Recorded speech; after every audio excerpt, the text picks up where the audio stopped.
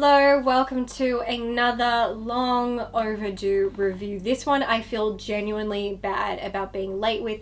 Most of the time, I feel a bit bad because of a compulsion thing, but on this one I feel bad because I was sent this screener at least like 2 weeks ago, and then my life kind of took a nosedive, and so I hadn't gotten around to actually recording this review until now. So to Alicia, if you're watching, I so apologize for being late on this, but I think I've got it just in time. The film I'm reviewing today, Come True, is available on digital in Australia and New Zealand as of March 17th. It'll be available on iTunes, Google Play, and Sony Playstation. I do believe it is already available for digital in the US, but I'm not in the US, so I cannot safely critique that. But I am Australian, so I can speak about Australia. So anyway, with that being said, time for today's very long review. Come True is a science fiction horror film directed and written by Anthony Scott Burns.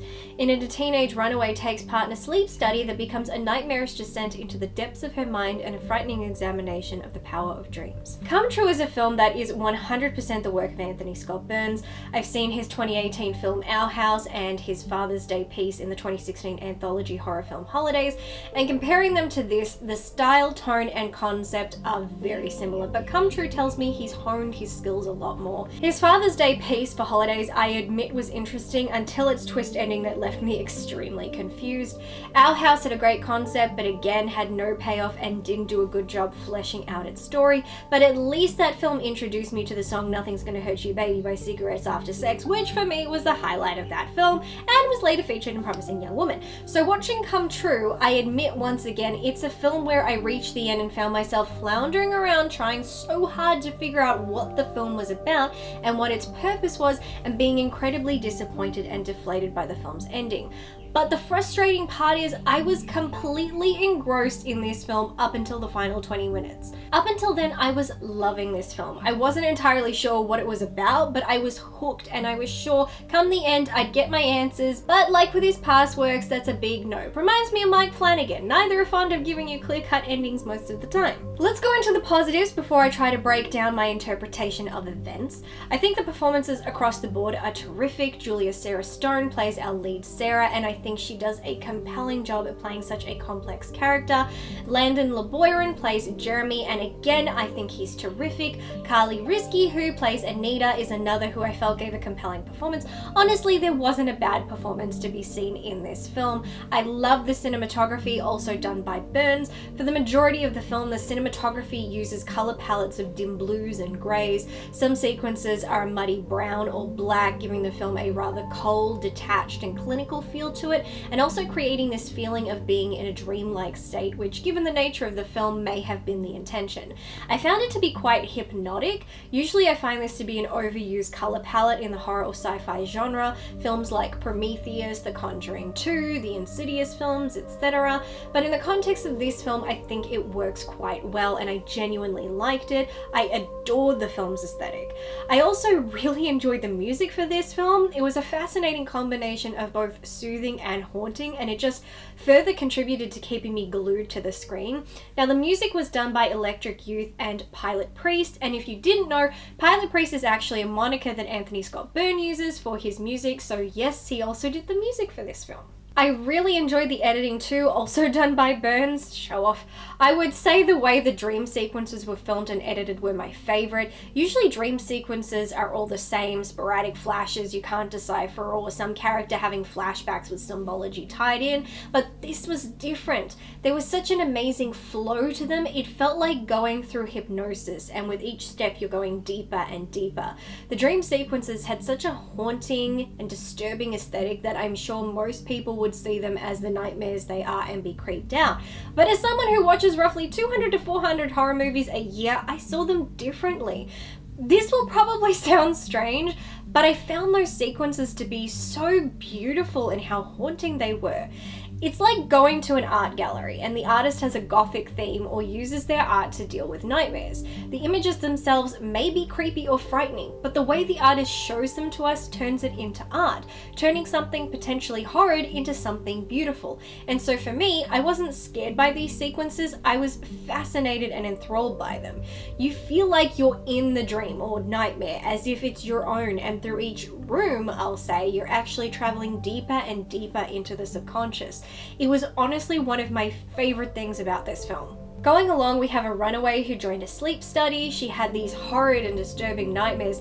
In each part of the nightmare, there's a figure or multiple figures just always around. Then it turns out she's not the only one who is having these same nightmares. Even the person seeing over the study has them too and has had them since he was 6.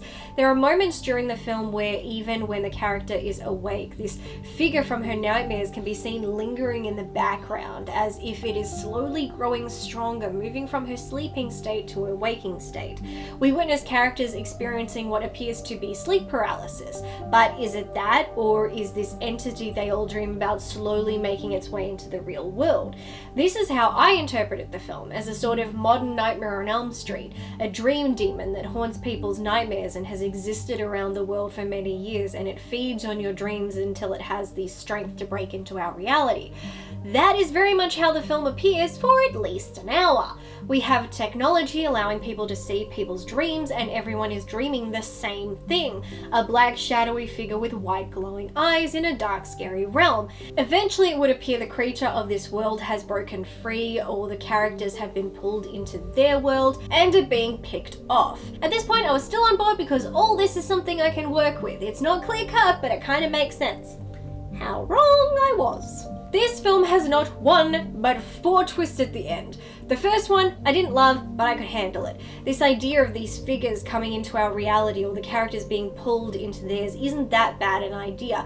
It still would have meant we have no definitive answer as to who or what these figures are and what they want, but I still could have accepted it. But here comes twist number 2. Sarah wakes up. Yes, it's the good old "it was a dream" gag, but it's different. Sarah has woken up to the moment prior in the film where she and Jeremy are having sex, only this time she awoke to realize she has killed him during sex by gouging out his eyes. That's not my idea of a happy ending.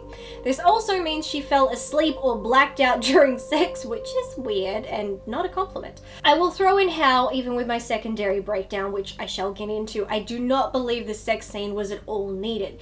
It came out of nowhere and was given to 2 characters who, based on all previous events, have 0 reasons to be intimate with each other and in fact have no chemistry. Jeremy essentially stalked Sarah after taking an interest while watching her in the sleep study, unbeknownst to her, and starts following her, and when she catches him out, she is disgusted by him and calling him names, rightfully so.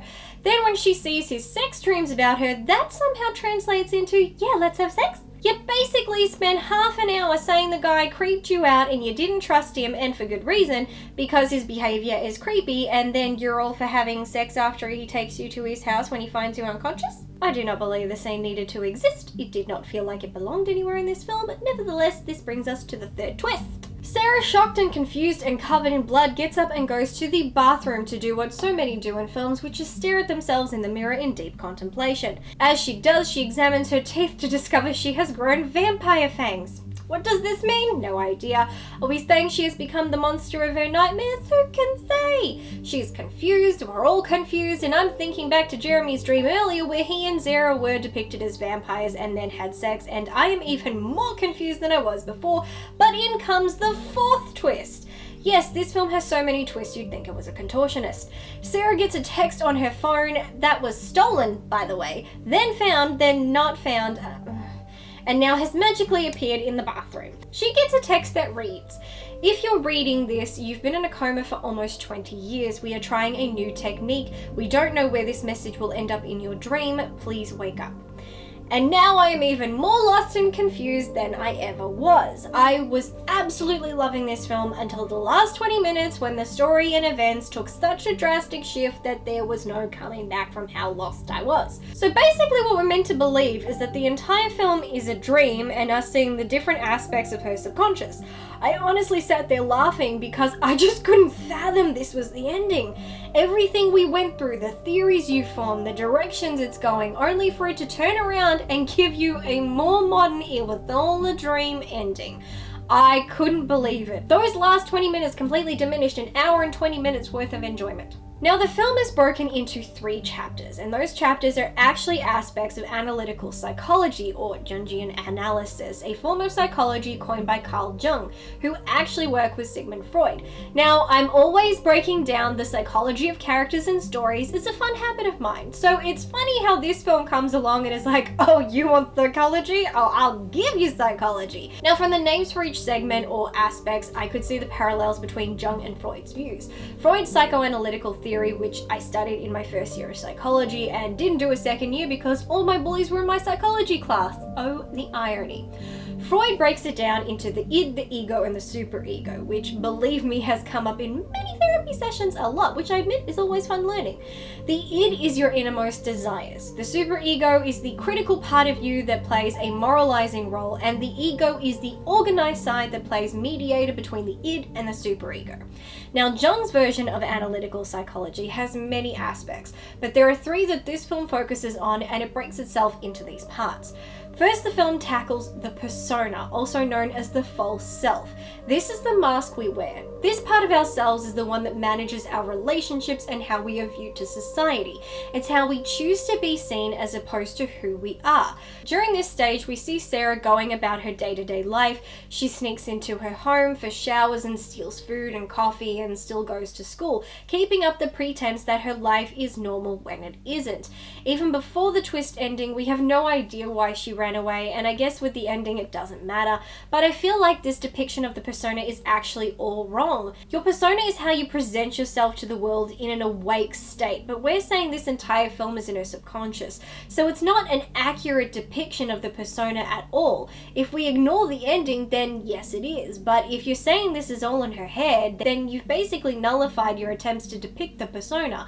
But her persona isn't real at all. For all we know, it's just another component of her shadow self. Next, the film addresses the shadow. The shadow is the unconscious part of ourselves where we repress or suppress qualities of our conscious self. So on the surface, you would see the title, The Shadow, and think it's talking about the figure in Sarah's dreams. Even I did. But my theory is, if I look at this from the psychological angle, then I would say it's during this part of the film Sarah starts to have more breakdowns. She's not keeping it together, we're seeing how tired and sad and scared she is, so you could say this is her shadow self. Her persona comes off strong and hard-edged and acts as if all is okay, which as I mentioned is flawed, but the shadow self is quite the opposite. This is followed by the 3rd act labeled the anima and the animus. This one is tricky. While Jung says the anima is the unconscious feminine component of men and the animus is the masculine component of women, which I have conflicting feelings about, he stated that the anima and the animus act as guides to the unconscious to bring awareness and connection and unify the self. In a way, the anima and animus play a similar role to the ego in Freud's theory. I'm honestly not sure what Burns was going for in this part. Theoretically, I feel he was saying Jeremy is the animus to Sarah's self, and so maybe the sex scene was the 2 selves unifying. Believe me, I know I'm grasping at straws because I have no idea. Frankly, Jung's theories are based on breaking masculine and feminine down into stereotypical traits, but that's a whole other debate. This all sounds interesting to a degree, but here's the thing. Not everyone has studied psychology or even taken it for a semester, and not everyone is going to think or even be bothered to Google persona, shadow, or anima and animus, and only one of those is going to have any useful results because just typing general words like persona and shadow will not yield results that will lead you in the direction you need to get a better understanding of this film. So without studying or looking into the meaning of these psychological terms, you're really going to be left floundering around, unable to even form coherent theories on what each segment of the film is trying to say. You could guess and maybe you'll get it right, but I'm pretty sure without Google, anima and animus are going to fly over your head at lightning speed.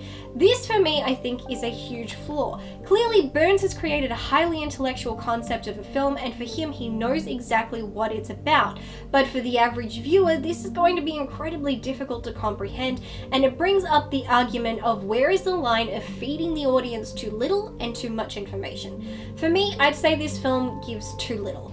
There was so much of this film and its characters that was so unexplained that it makes, at least me, question what its purpose in the film was entirely, such as the vampire teeth. I'm not sure I'll ever understand that. I'm still going to go into this believing the final shot of the film that the character is in a coma and has been for going on 20 years, that everything in the film is just events playing out in her subconscious mind, and here is why. Throughout the film, we have no idea why Sarah can't or doesn't want to see her mother. Her mother tries to call, but Sarah never answers. Is this actually the mind's way of showing us that Sarah is actually unable to communicate with her mother because she's in a coma? In one scene, Sarah breaks into her room and needlessly turns on a light, grabs her things and leaves. Looking back, I'm reminded of the expression, "the lights are on but no one is home," which is often used to describe a person who is alive but not mentally awake or coherent. Is that symbology or coincidence? During Sarah's nightmares, or I suppose everyone's nightmares, we're going through what appears to be dark, worn down hospital rooms filled with rotting hospital beds. We're often traveling through long corridors or hallways, and often we are in large rooms with dead fluorescent lights sometimes flickering on and off. If we look at these images again through the context of the character being in a coma, could it be that subconsciously she's aware she's been wasting away in a hospital for 20 years and that's why these images appear and why they appear like this? A figure always watching her in her nightmares but never harming her, only ever observing? Could it be a doctor or a family member always monitoring her in the hospital? A presence she senses but can't see? The glowing white eyes, again, this is just a theory, but when someone is in a coma, they often flash a light in the patient's eyes to check the pupils for a response, among other things. A response such as dilation tells the doctors the brain is still active and connected to eye activity, which is a good sign. Do these figures have glowing white eyes because someone is often shining a light in hers? During the film, she's strapped to machines to monitor brain function. Is this because it's actually happening in real life? When she sees multiple figures, is it because multiple doctors or family members are present observing her progress? Again, these are all theories based solely on the end revelation, causing me to look at the film from a different angle. Her nightmares are always dark and devoid of light. Again, is that because mentally speaking, she's in the dark, unable to wake up? That being said, I can't theorize about most other aspects of the film. I can't translate Jeremy's true purpose, his death or the potential death of the anima or animus, the vampire teeth, or why when reliving her nightmares she cries blood, or why her eye became damaged, the sleepwalking, the 4 different twists in a row. Going through, I really thought this was just going to be a cool film about a sleep study that allows a dream demon or a person's nightmares to manifest, hence the title of the film. I was happily watching this, and my only criticisms were Sarah's drastic shift in personality being too spontaneous. How she is made so suspicious in a single day when there is nothing suspicious happening. One person drops out of the study and she gets paranoid even though the excuse provided was sound. Her sudden freakouts and instantly assuming after like a day or two that the sleep study has screwed her up when there honestly was no proof. Her losing her mind because she's having nightmares that scare her as if the study somehow caused them, when we have established she had them long before the study. So I'm unsure why still having nightmares you've had for ages during a sleep study would make you think something sinister was going on. Her paranoia is unwarranted and comes on instantaneously. The start of the film has a slow build, but her shift in personality and behavior is extreme and immediate. Nothing builds gradually after that, but then by the end, what I thought I could make sense of, I no longer can, and frankly, I'm just let down and confused. If I was just reviewing the first hour and 20 minutes, I would be giving nothing but a glowing review because I truly was loving every minute, even if I didn't completely comprehend it. But the final 20 minutes ruined that for me. Up until then, I loved everything. I wish there was more context to the story and events and an ending that did a better job explaining the film, because not only were 4 twists entirely over the top and unnecessary, each one diminished the overall story further, and then to simply end with "this is a dream, wake up" felt like a cheap cop-out, and I was disappointed. Made more disappointed because of how much I was enjoying it. I still think this is worth checking out because it is mostly a superb film with so many amazing technical qualities. That ending is just a major bummer. And there you have my thoughts, feelings, and theories about Come True. Yeah, I'm not kidding when I say I loved when the film was over, because I was just so dumbfounded. I was just kind of in shock, being like, what just happened? And I have no idea. Like, I know that maybe if you have seen the film and you are watching or listening to this, then you may look at some of my theories and maybe go, okay, I can see why you came to that conclusion. Or you might look at some of my theories and go, wow, that was a stretch. But that's the thing. All I have are theories. I mean, I could be right, I could be wrong. I will never know. And the thing is, I love watching things and kind of getting to create little theories. It's one of the things I absolutely love about One Piece, which is my favorite anime, is the theories I get to come up with about where the story is going. And 9 out of 10 times I'm wrong, which oddly enough I actually find exciting, but if I get it right, that's also exciting. But the difference is with that, I get answers.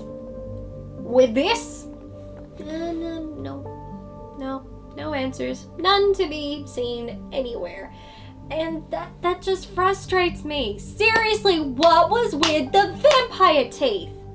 Come on, man. That being said, this film has clearly demonstrated that whatever my feelings may be on the overall story or product, the technical qualities to it have demonstrated that Burns' technique as a director, as a writer, editor, all those things has really improved.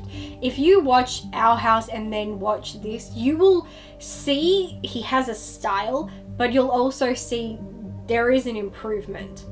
I'm not necessarily saying that he had to improve, but the thing is, you can always improve. There's always room for improvement, trying something new, expanding, growing your craft, and that's what I'm saying I think that he has done. And for that reason, I highly recommend watching this film. But go into the last 20 minutes with a lot of trepidation, that's all I'm saying.